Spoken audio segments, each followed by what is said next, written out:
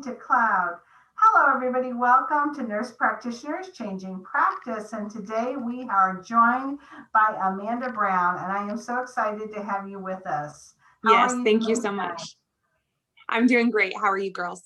Good. Great. So tell us a little bit about your background, your family nurse practitioner, your population. What have you gotten to do with, practice with? Yes, so I'm a family nurse practitioner. I have been since 2017, and I've been working in a rural health clinic for the past 2.5 years, serving underserved populations in that area. We see a lot of Medicaid and Medicare patients in our area. I do a lot of urgent care walk-in type stuff. So things are always changing. It's always interesting. I stay on my toes for sure. And you see the full spectrum, right? Absolutely. Absolutely. You never know what's going to walk in, and it changes dramatically from patient to patient. So you always have to be ready to kind of roll with it for sure. Yeah. And Amanda, why do you like this setting? What do you like about this? What do you like about it, and what do you find challenging? So I really enjoy the fact that I can serve people that I live with in my community. I find that to be super rewarding. People that I know and that know my family, and people that, you know, the kids that are in class with my little boy and that sort of thing. I really enjoy that.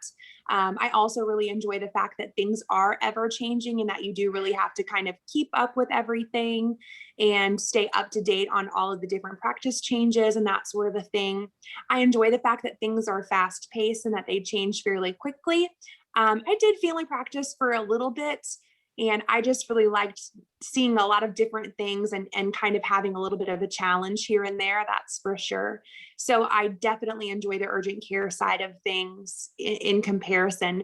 The challenges are just that sometimes you just can be inundated with patients, especially since the COVID pandemic has hit. That has really impacted my practice significantly. So that's one of the things that I would say has been the biggest drawback of urgent care, is that you never really know what's going to walk through the door, and you never really know the volume that you're going to have.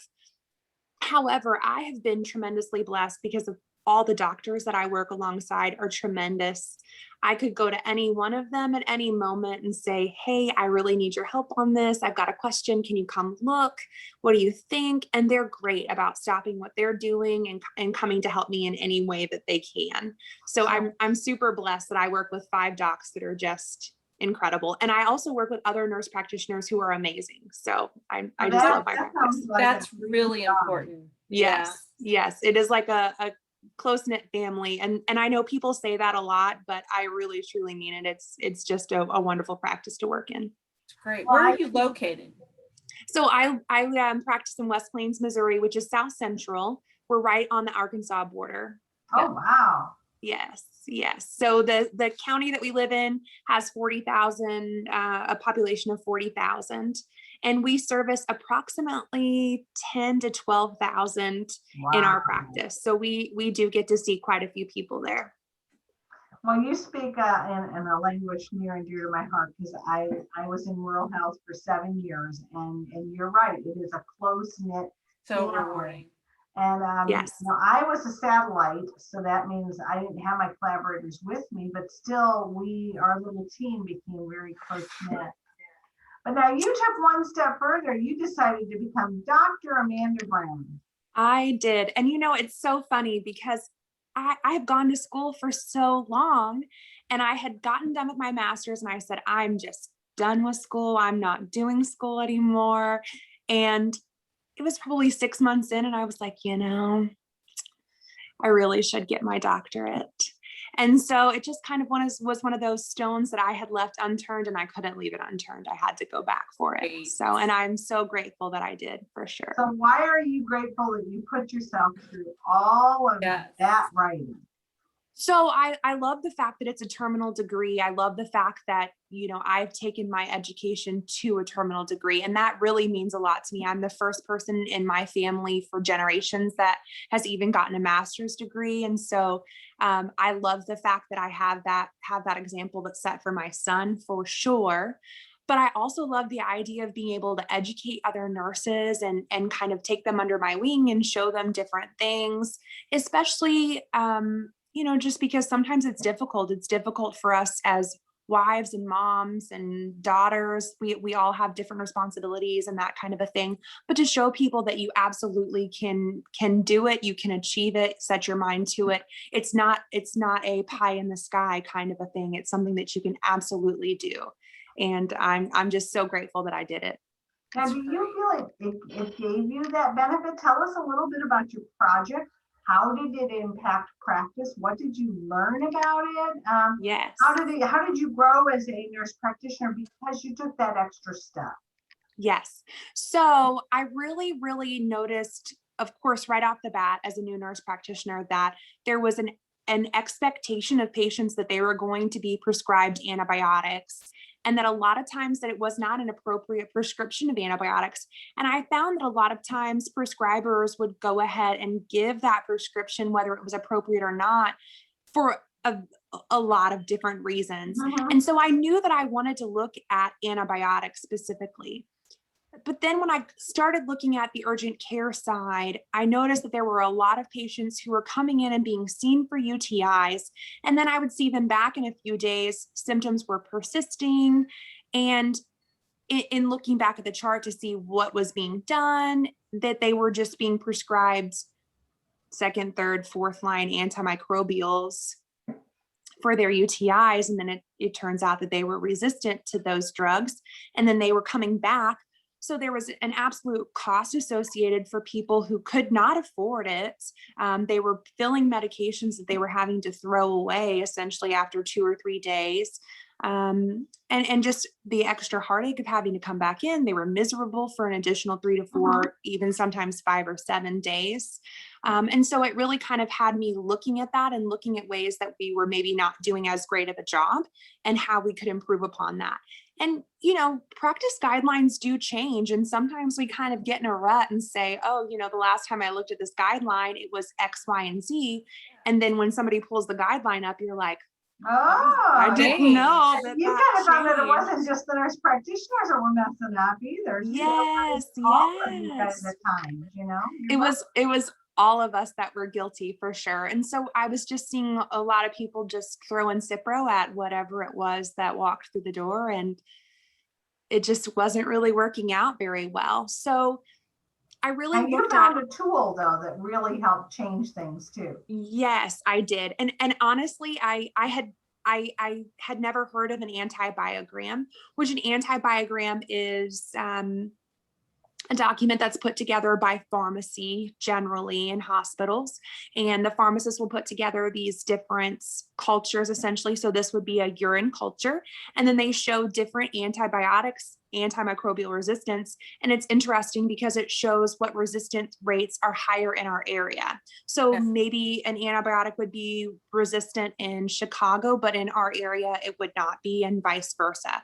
So it really helped us to tailor to, of course, we looked at clinical practice guidelines, but there was instances where maybe first line treatments would not have been the best in our area specifically.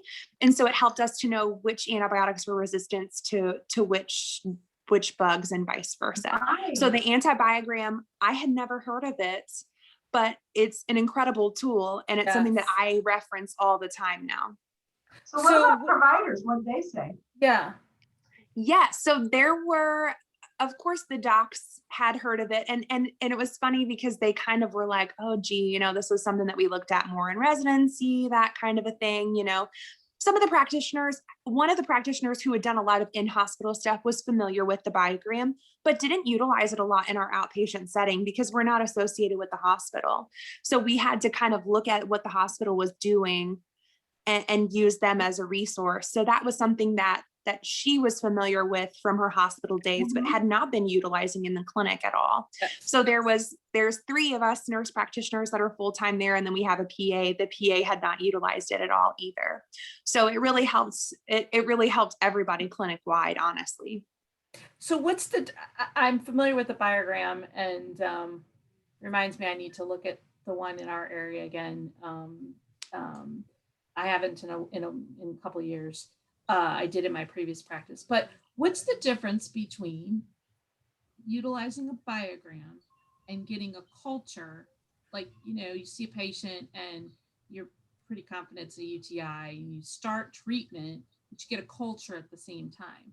Talk about what's the difference between and what the biogram. clinical practice guidelines are for that, because you really found out that there was Yes, there yeah. was So differences in the clinical practice guidelines to what we were doing. Exactly. So, and that's honestly what we did, was that we did a urinalysis and a urine culture on every person that came in with UTI symptoms. If the dip looked like they had a UTI, then we would order a culture on everybody. And really, clinical practice guidelines say that you should not order a culture first line on every single patient that you see. So really, not even the urinalysis, if they're symptomatic, correct. Or it's an uncomplicated UTI, we can go ahead and treat. We don't need that. Don't need the that's extra just layer. for our comfort level, right? Yeah, and it's a exactly. test that doesn't need to be done or spent money on. Right. And that was one of, honestly, I think that probably was the hardest habit to break, is that you are so used to culturing everybody for everything.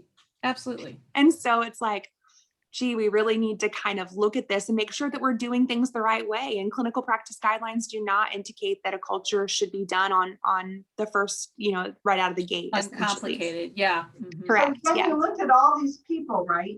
Now we know what clinical practice guidelines tell us. We know what the antibiogram was telling us, what antibiotics to use in your patient-specific population. Okay. Correct. So what did the results show?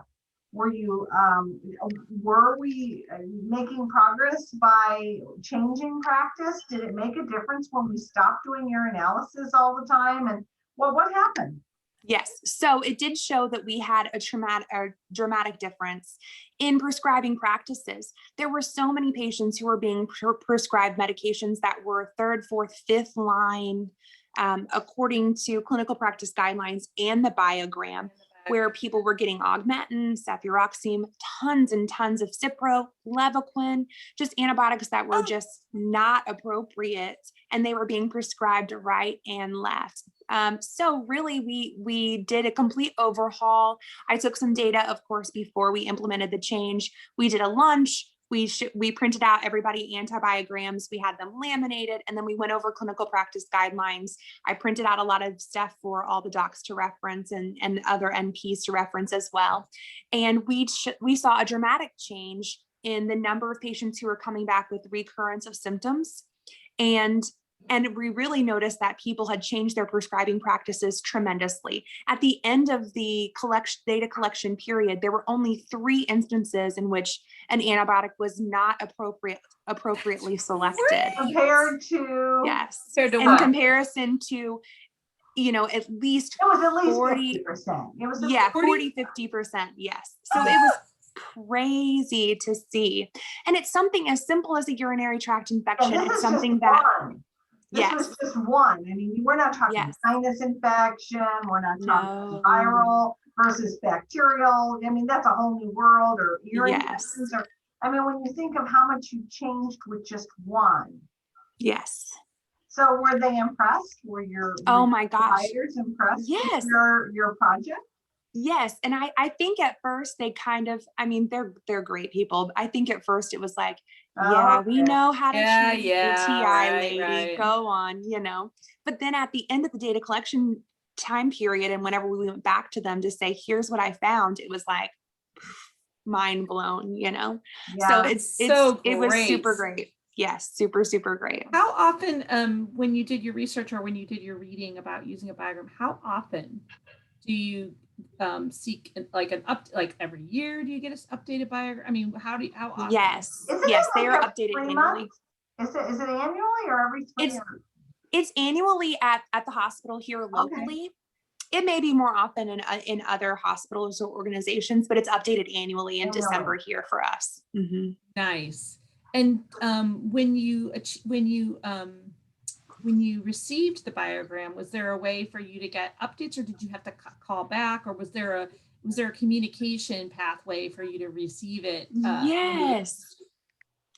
So I am very good friends with a pharmacist at our local facility. And so a wonderful resource. She's amazing. So I got tons of information on the updated biogram from her. Anytime anything changed, she would absolutely get in touch with me. So we had lots of communication back and forth. In fact, I'm Nice. sure she probably was tired of talking to me about biograms and all of that. And the other great thing about it was that she sent me so many different articles and other resources that I could use for my project, which Oh, ended up being nice. so super helpful. And yes, so she's incredible. They're And passionate yes. about it. The Oh pharmacists my are gosh. passionate about Oh, antibiotic stewardship. absolutely. They Having really- a pharmacy resource. I had a pharmacy resource in my last 2 practices. I had one because we had a pharmacy in the same office building. Then I had another one because I don't know how, because I was in a clinic that had a lot of patients who were Medicaid and patient pay. And I somehow connected to a pharmacist at a local pharmacy. And I don't remember how I did, but I would call them. Oh, And yeah. I would say, like, Yeah. can you tell me if you think how much this is going to be, or, what steps do you think? I mean, I know I have to go through prior auth, or is there, can you tell me from Have your they met the experience? donut hole, especially if it's a local pharmacy and a local Yes. clinic? They know Yes. the patients as well as we do and where they're at and their They expenses. were, yes. I globbed on to, it was both times I had 2 practices in my other one where I had a rural practice, and then one was at a health center, but they were both for patients that didn't have insurance mostly. And there was a pharmacist in that building. They worked for the hospital, but we sent our patients there for scripts. And he's like, call me anytime. And man, I probably called him a couple times a week. I mean, I just did. And it was great. And he was just, when I left that practice, I just was like, oh, it was the best resource ever. Yeah, but they really are. And they are, they're really passionate about antibiotic stewardship. And, I'm sure they see patterns from different prescribers where it's like, if this prescriber prescribes one more Z-Pak, right. I'm gonna scream, right? Yeah. Totally. Yeah. Yeah. They are a tremendous resource. There's no doubt about it. No doubt about it. And not just, like you guys said, there's a million different reasons to consult with a pharmacist, and they are generally more than happy to answer any of your questions and then some. Mm-hmm. Yeah. Well, Dr. Amanda Brown, how does that feel to say Dr. Amanda Brown? It is wild. It is just wild. It's so great when you earn that and you're called that. That's just tremendous. It just makes it worth it, doesn't it? Yeah. 1,000%. It absolutely does. Absolutely. So that education, that last question, how do you feel if you were talking to an NP who's done with their master's and they're done, they never want to write another word, they're never going back to school. Why? What would be your pitch? What would you say to them? Why would you say you need to take this step? Yes. So, I really think that there's just so much more to it than what you really think as a master's trained nurse practitioner. You really see a lot of the same things that kind of circle around throughout your education. And I will say that in my doctorate program, I dipped my whole toe into something completely different than what I ever expected. And it was terrifying, but it's been the most rewarding thing. And I will say that I honestly never thought that I would ever be interested in any kind of research and development or anything, statistical analyses or anything of the like. But once I got going, it was like, I can see that I'm making a difference. And you can see where you make a difference with your patient when you spend an extra 15 minutes and you take the time to really explain and you kind of put your heart out there for them and they know it. But when you can see that you're changing practice in your practice and that what you're doing changes how 9 other people are also practicing, and the number of people that then reaches is incredible. It's incredible. And that is publish something. Your results and you're going to present. Yes. And I think that you don't realize that you can use your doctorate to touch that many more lives. You just don't realize it. And then once you're in the thick of it, it's like, oh my gosh, I can't believe that I am at the center of this huge change that's taking place. Yeah. And it's amazing. And that's why we become nurses, I Yeah, mean, that's the crux of absolutely. it right there. We are always nurses first. Yes. Absolutely. Yeah. Well, I couldn't have said it better. I can Absolutely. see the passion, I can see the Yes. excitement, I can see that Great. this was really something that you and I know Dr. Zimmerman and me have experienced it as well. That Yes.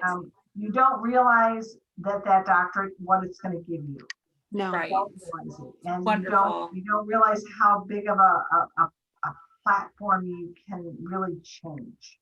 And each one of Exactly. us have had our own little pathways. But what drove that research was being in practice and seeing a problem Yes. over and over again, wherever we landed. In my case, it was oral health. Nina landed other places. I think yours was more of a pulmonary background, right, with the asthma. For my master's, Yeah. I had a master's in nursing ed, and I did a lot of pulmonary research and research coordination. And then I went I did a different doctorate. I did higher education leadership doctorate, and I love it. I use it every day. Yeah, so each one of us has a different pathway, but our journey has led us to that terminal degree. And I think knowing that you were able to do that and get to the highest point in your profession to make a difference is really worthwhile. And Yes. I commend you. Thank you. Yes, I do too. Excellent. Yes. Keep up the and good I will work. say, yes, I will say too that, nurses, the great thing about being a nurse is that you can use your skills to do so many different things. And it's the same thing with the doctorate. Even though the project seems daunting, you find a topic that's interesting to you, that sparks creativity and all of that. And then you just kind of run with it. And I really think that that's the other thing that's super interesting about it, is that you could research literally anything. You can. And come out with some incredible information. Well, thank you for being a nurse practitioner who's changing practice. Absolutely. Thank you for having me tonight. It was so nice to talk to you girls. All right, Amanda, thank you. Thank you so much. Have a good night. Good night. Bye-bye. Bye. So tune in next week for another episode of Nurse Practitioners Changing Practice, and we will meet more people or talk about other topics that are important to you. Bye. Thank you for joining us. Bye-bye.